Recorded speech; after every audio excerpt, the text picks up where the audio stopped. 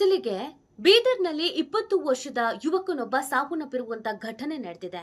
ಅವತ್ತು ಚೆಕ್ ಮಾಡಿದಾಗ 40 ಡಿಗ್ರಿಗೂ ಹೆಚ್ಚಿನ ಉಷ್ಣಾಂಶ ಇತ್ತು ಅನ್ನೋದು ಗೊತ್ತಾಗ್ತಾ ಇದೆ. ಈ ಬಿರು ಬಿಸಿಲಿಗೆ ಮೊದಲ ಸಾವು ಸಂಭವಿಸಿದೆ. ಹಾಗಾಗಿ ಬಹಳ ಎಚ್ಚರಿಕೆಯನ್ನು ವಹಿಸಿ. ಈತ ತರಕಾರಿಯನ್ನು ತರೋದಕ್ಕೆ ಅಂತ ಮಾರ್ಕೆಟಿಗೆ ಹೋದಾಗ ಬಿಸಿಲಿನ ತಾಪಮಾನ ತಡೆಯಲಾರದೆ ಅಲ್ಲೇ ಕುಸಿದು ಬಿದ್ದು ಸಾವನ್ನಪ್ಪಿದ್ದಾನೆ ಅನ್ನೋದು ಗೊತ್ತಾಗ್ತಾ ಇದೆ. ಚಿಕ್ಕ ವಯಸ್ಸಿನ ಯುವಕನೇ ಈ ರೀತಿಯಾಗಿ ಸಾವನ್ನಪ್ಪಿರೋದು ಆಘಾತಕಾರಿ ಬೆಳವಣಿಗೆ. ಬಿಸಿಲು ವಿಪರೀತ ಆಗಿರೋದ್ರಿಂದ ಮಜ್ಜಿಗೆ, ಎಳನೀರು, ನೀರು ಈ ತರದ ಸೇವನೆ ಮಾಡಿ.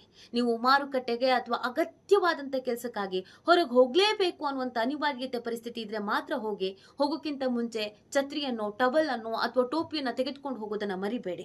ಯಾಕಂದ್ರೆ ಬಿಸಿಲಿನ ಹೀಟ್ ಆ ರೀತಿಯಾಗಿ ಇರೋದ್ರಿಂದ ಸಾವು ನೋವು ಸಂಭವಿಸ್ತಾ ಇದೆ. ವಯಸ್ಸಾದವರು, ಮಕ್ಕಳು ಮತ್ತು ಹೆಂಗಸರು ಈ ಬಗ್ಗೆ ಹೆಚ್ಚಿನ ಗಮನ ಹರಿಸಬೇಕಾಗತ್ತೆ.